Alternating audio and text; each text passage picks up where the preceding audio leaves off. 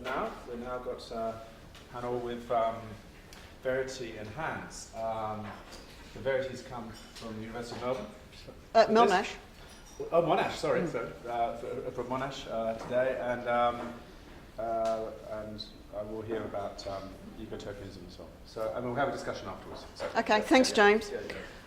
Right, okay, well in the second half of this paper I'll be talking about international labour movement actions and responses to climate change in the 21st century. In the first half of the paper I want to deal with what I describe as the problem of ignoring labour at the planet's peril. The potential power of labour to confront greenhouse gas emitters and polluters generally is too frequently discounted or at least overlooked. Not in this room, I'm glad to say. If you go back to when awareness of the global warming problem, or the greenhouse effect as it was first called, sort of kind of hit public consciousness in the late 80s, early 90s, this coincided unfortunately with the postmodern moment in academia. So amongst those who debated issues of transition, there was rather hegemonic new social movement theory that denigrated the labour movement for being incapable of offering opposition to, the growth paradigm and so on. The labour movement was seen as part of the problem, not part of the solution, definitely not the midwife of history anymore. I remember in the mid-1990s an academic colleague of mine who, like me, taught students about social movements, referring to class as an outmoded category.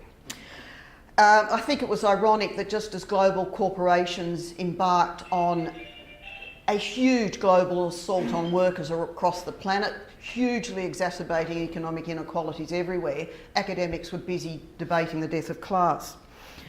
Ulrich Beck expresses this postmodern mood in his iconic book, The Risk Society, in 1992.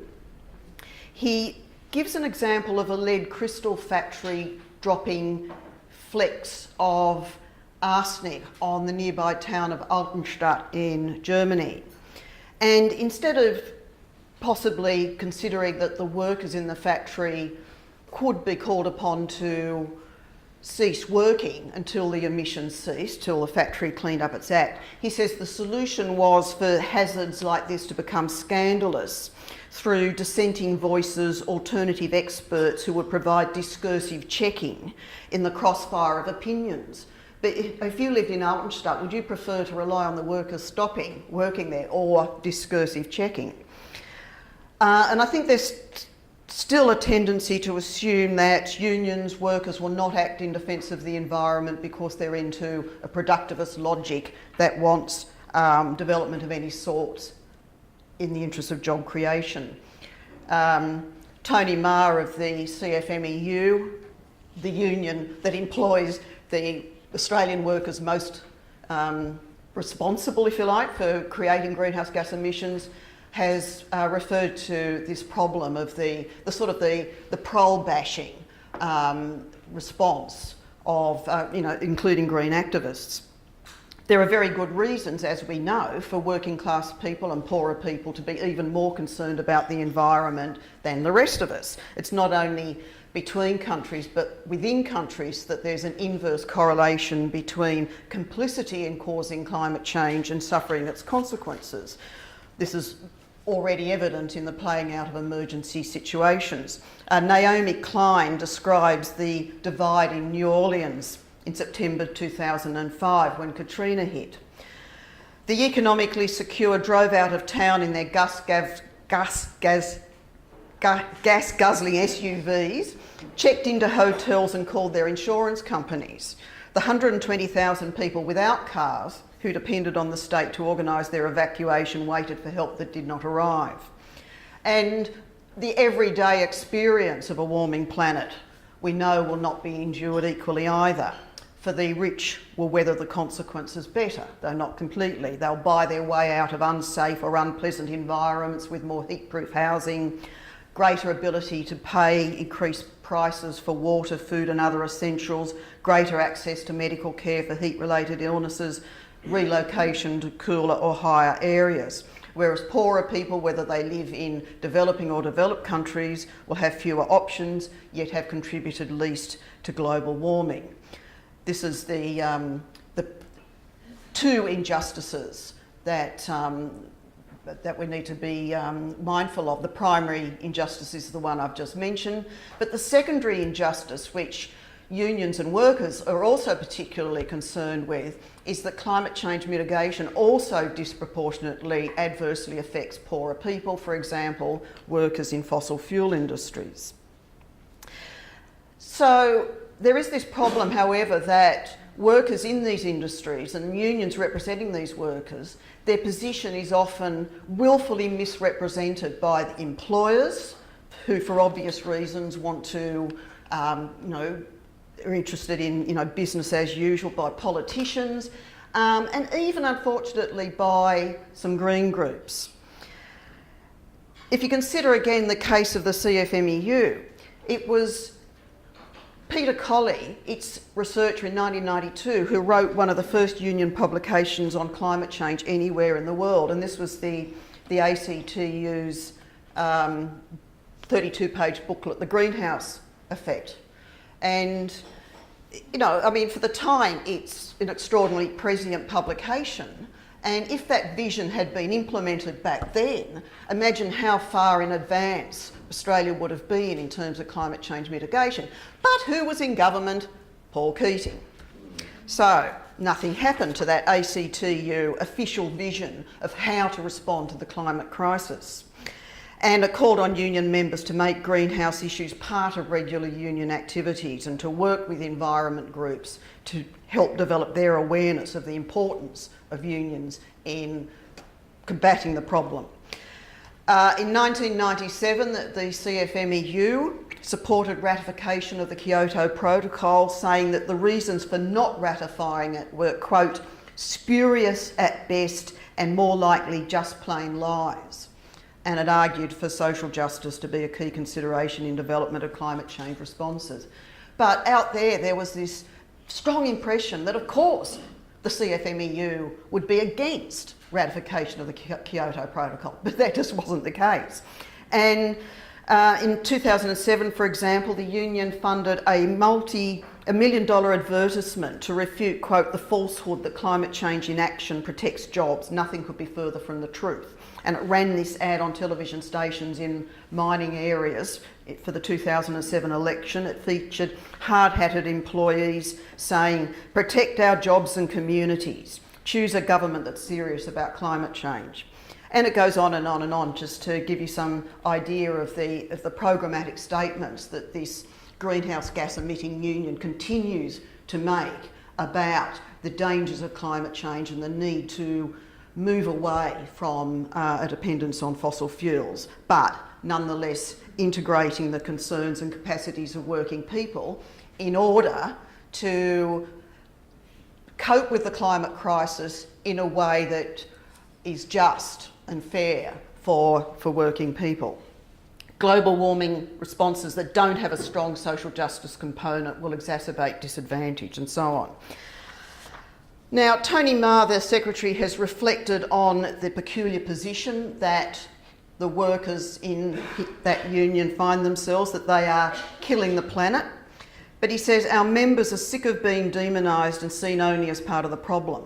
They are proud of the fact that the union is positioning miners as being part of the solution. There was a 2007 survey of CFMEU members. It showed that half of them felt victimised by anti-coal groups. So I think it's really important that environmentalists don't provide a green echo of mainstream narratives about workers only caring about jobs at all costs. There's also a problematic, widely held assumption that workers should only care about jobs. And that was expressed in mainstream media and commentary when the construction workers organised in the Builders Labourers Federation, especially the New South Wales branch, imposed industrial bans in defence of environment and heritage during the famous green bans movement of the 1970s. More than 40 green bans were imposed. Half of these prevented ecological destruction or destruction of heritage in whole suburbs. For example, the Rocks, which was saved from looking like this by a green ban. So instead of this, developers' nightmarish vision being realised, we have the Rocks as we know it today. But an attitude commonly expressed at the time was that what business was it of workers to say what should and shouldn't be built and where and how? Whereas the union argued that there was no greater wrong existed than that the powerful few should spoil the environment of the powerless many. So there are clear parallels in the climate change period. The union was mindful of working class interests in restraining ecologically damaging development because workers suffered disproportionately from environmental problems. Jack Mundy, who led the movement, stressed that workers, more than other sections of the community, had to put up with all the problems besetting cities such as pollution, because they lived in the least desirable localities, the least leafy areas. So it made sense for workers to link up with those involved in ecology. But academic observers echoed the usual prejudice. They said that the link between the workers and the resident activists and the National Trust and so on didn't make sense, that it was an unlikely collaboration, an unholy alliance, that it was surprising, that it was likely to be short-lived, just to quote from commentators. It wasn't short-lived. By 1975, the bans had stalled $5,000 million of development at 1970s prices. Petra Kelly, who founded the Greens Party in Germany, visited Sydney during the Green Bans period and was so impressed by this alliance of workers and environmentalists that she took the terminology of green back to Germany, and that's why she called her party the Greens, and from that moment the word green enters the world's political lexicon.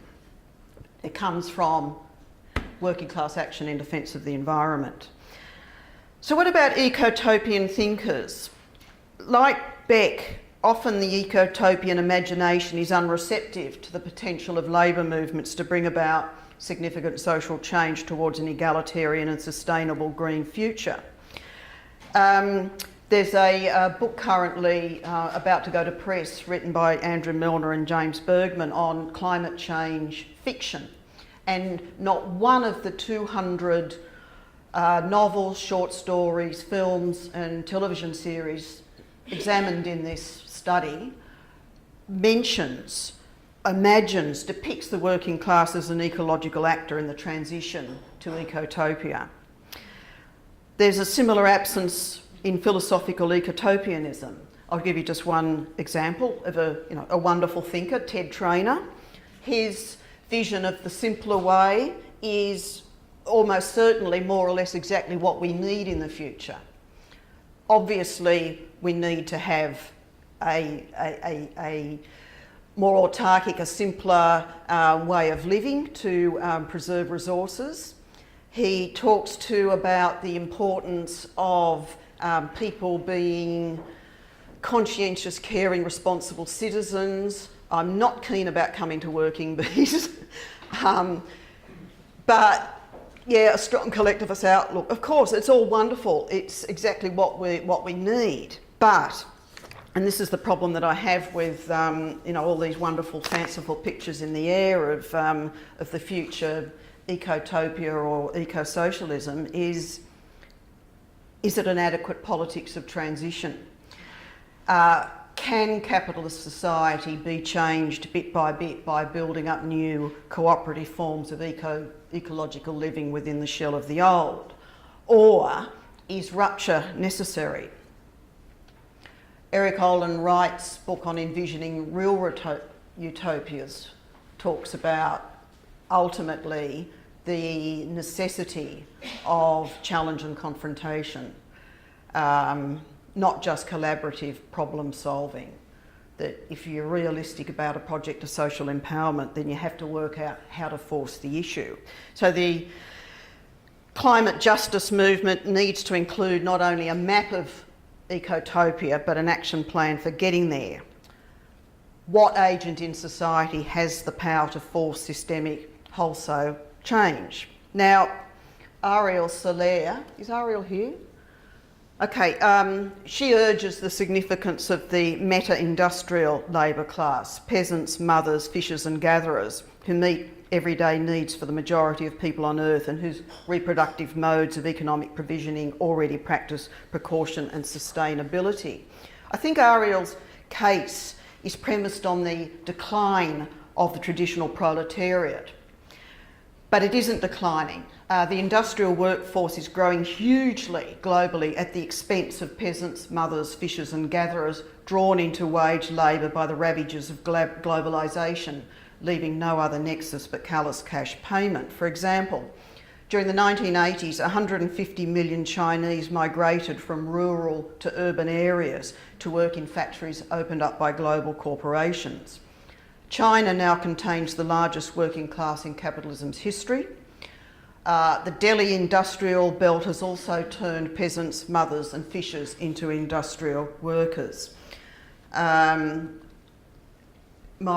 recent book details the extent to which the global working class is growing. Not only that, but collective organisation of workers is also growing globally because of what's happening in developing countries. So when we think about, the labour movement's disappearing, that's a very developed countries centric way of imagining the world. Moreover, any power that the meta-industrial labour class could exert by withdrawing labour would mainly affect their nearest and dearest, whereas the power wielded by the traditional proletariat withdrawing its labour directly imperils profit.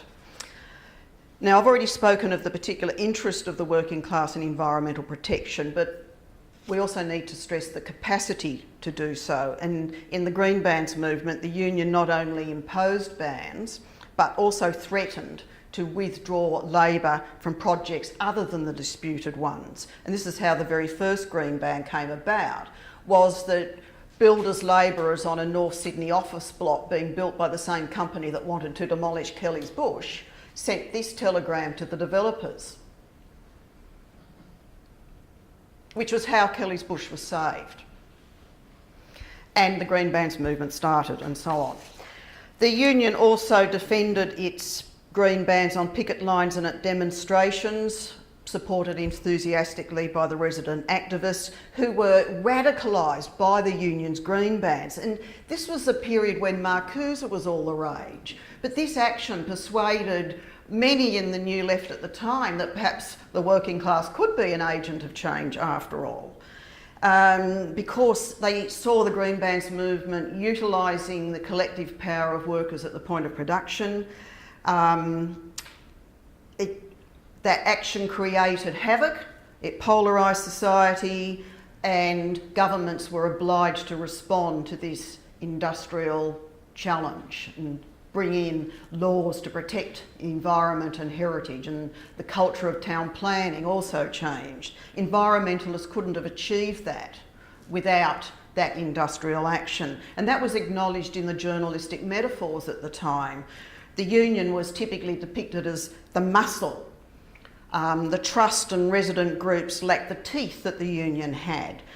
It even won over people who hated unions, as this letter to the New South Wales BLF office indicates.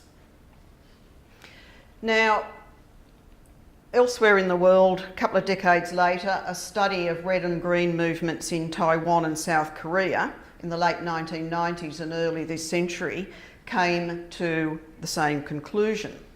And here, Hua Zhen Liu talks about the power of organised labour, obviously resting on its role in production and delivery.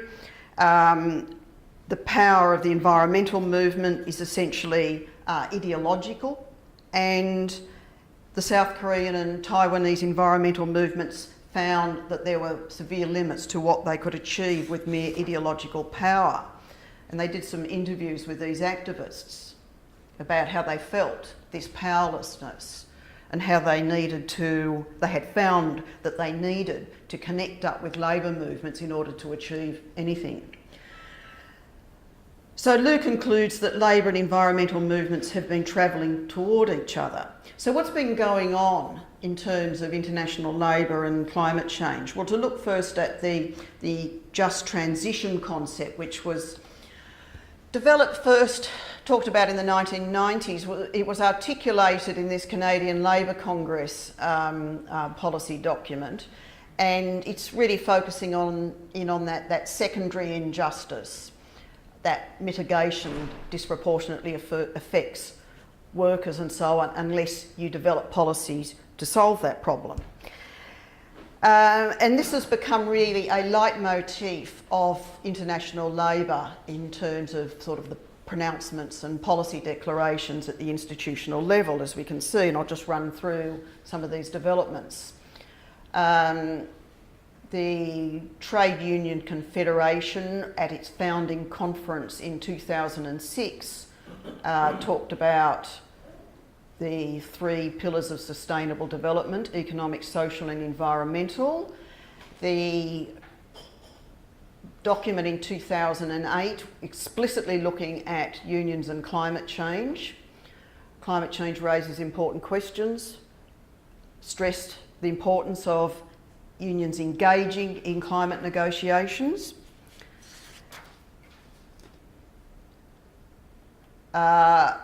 Again, in 2008, a green and fair future for a just transition to a low carbon economy. The British Trade Union Congress, this is just an example of how it gets taken up at nation-based level in the union movements there. An example from home, the Australian Metal Workers Union, also delineating its commitment to just transition to ensure climate change doesn't disadvantage workers, and an express denunciation of the problem of letting market forces determine things. Back to the International Trade Union Confederation, describing what just transition means. And finally, in 2010, it came up with this resolution on combating climate change through sustainable development and just transition. And finally, that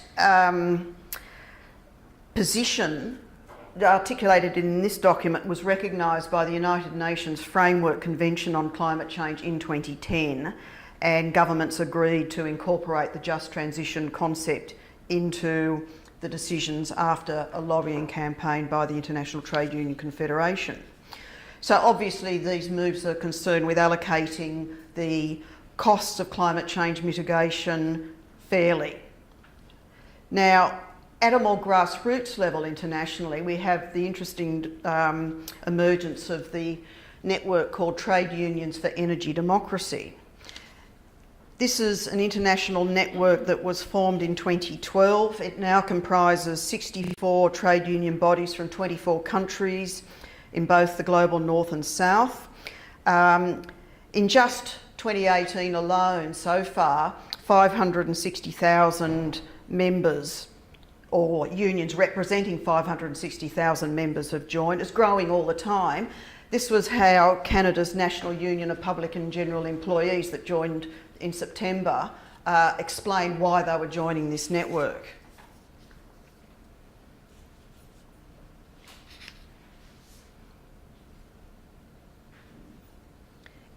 So it's a continually growing network. It's financially sustained by the Rosa Luxemburg Stiftung, which was originally located in New York but is now relocated in Berlin. And since its launch in 2012, Trade Unions for Energy Democracy has argued that mainstream voices are wrong to claim or imply that the transition to a sustainable energy system based on renewable sources is happening and can happen without a radical change of course. It says, as a movement, we need a programmatic shift, one that asserts a pro-public and needs-based approach to meeting the climate crisis and achieving a just transition, and that can challenge business as usual. Its motto is resist, reclaim, restructure, which it calls its RRR approach. and that emerged from dissatisfaction with the neoliberal green growth narrative promoted by IMF, World Bank, corporations and so on. And here it articulates its resist, reclaim, restructure philosophy and strategy. It points to the growing momentum around the concept of just transition and how it's been taken up by a wide range of voices, from Indigenous and grassroots communities to major institutions such as the International Labour Organisation, and acknowledged by the UN in 2010.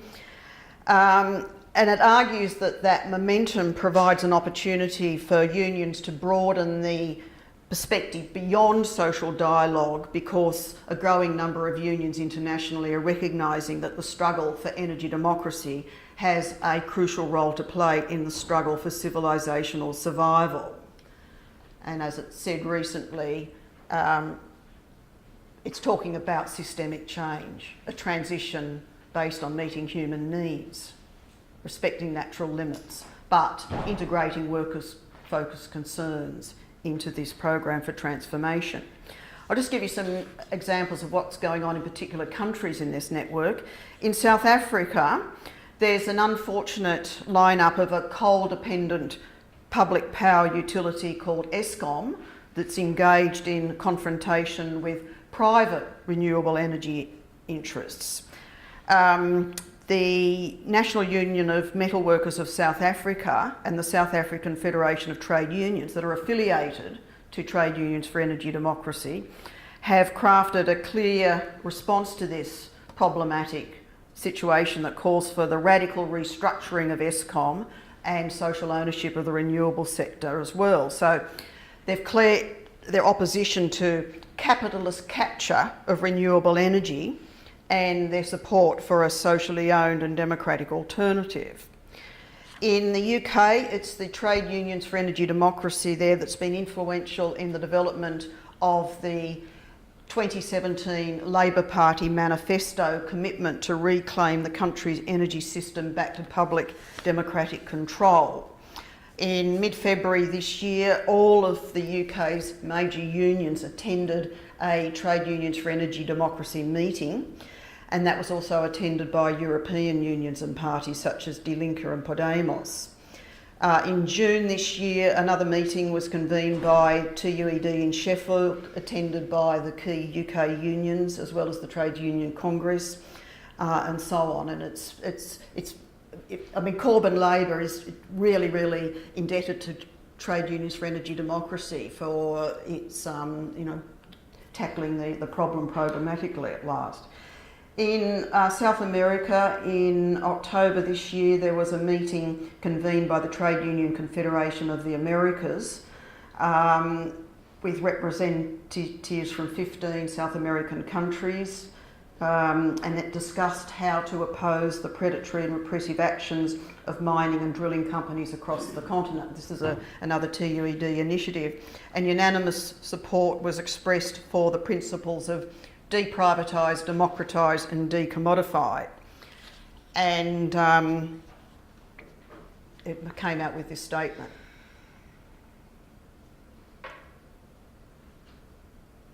So you can see definitely a post-capitalist agenda embedded, implied at least, in these proclamations. So finally,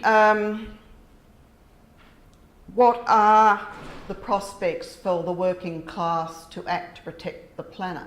Well, there is increasing discussion in these circles about the need for green bans to fight climate change. And I'm often contacted by people in all sorts of places around the world, like just a few weeks ago, a trade union activist in Iceland concerned about, climate change might benefit Iceland. Asking me about how did they actually do it, how did it start, what was the trigger, and this is a very important question. There are, of course, horrible negative role models. Just for a moment to think about the disaster of the American unions that have supported this Keystone pipeline, the labourers, the operating engineers, the plumbers and pipe fitters and the Teamsters. The convener of Trade Unions for Energy Democracy, Sean Sweeney, has written a lot about how to oppose what they call carbon unionism, as indeed other American unions did, but that's generally not known. These are the unions against support for the pipeline, making a very, very obvious point that it's just absolute nonsense to say, oh, you've got to build the pipeline because workers want jobs. What jobs? You know, there are plenty of good jobs to provide instead. So the guiding principle of the New South Wales Builders Labourers Federation that underpinned its green band actions was the concept of the social responsibility of labour, that workers have a right to insist that their labour is not used in harmful ways. And this is, you know, the extraordinary statement that they came out with. We will not just become robots directed by developer builders who value the dollar at the expense of the environment. Was it utopian of them to imagine that they should be anything other than such robots? Well, perhaps. But in the context of the global warming problem, this principle of the social responsibility of labour becomes absolutely crucial. And what are the prospects in the present of such a movement? So it might help to use an ecologically unsound metaphor and drill down into the green bands movement to try to understand the potential for such a movement again in the future. Why did the builders' labourers become ecological actors?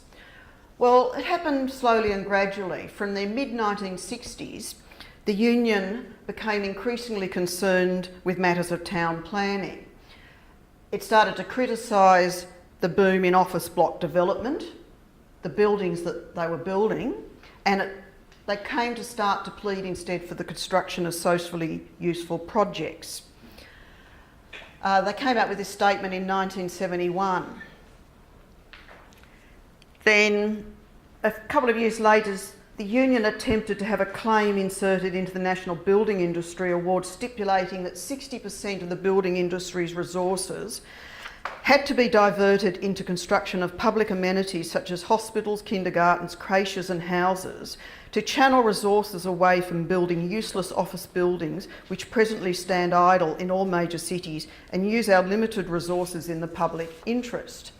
Now, because the builders' labourers were questioning the products of their own labour, this had a ripple radicalising effect on the movement around them.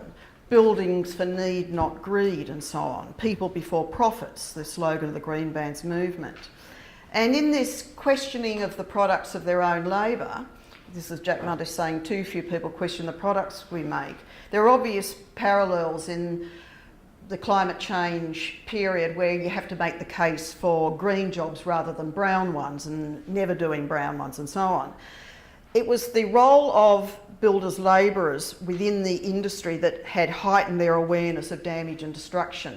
Another leader of the movement, Joe Owens, said, ordinary builders' labourers are the ones who break the ground when this public vandalism takes place. So perhaps I'm trying to see the possibilities for a similar process of alienation to occur amongst workers expected to build new Hazelwoods or even to continue working at them, and therefore to take that important leap from radical consciousness to militant industrial action. I think you can see this beginning in the increasing concern in communities such as the Latrobe Valley and the Hunter about the pollution of their communities and what it's like to live near a coal mine, let alone work in one. And of course the fire at Hazelwood a couple of years ago really started people thinking. As a labour historian, I'm reminded of a famous study, John Foster's Class Struggle and the Industrial Revolution, that found that the Lancashire cotton workers' experience in the early 19th century of overproduction and competition in their industry was significant in forming their anti-capitalist attitudes and their industrial militancy. And this is at a time when unionism was illegal, when collective organisation was considerably more under siege even than at present. So I suppose, looking back into the past is helpful. however dire things might look for labour at any point in time. There are always cycles of struggle and cycles of militancy, and certainly in developing countries, labour is on the rise again.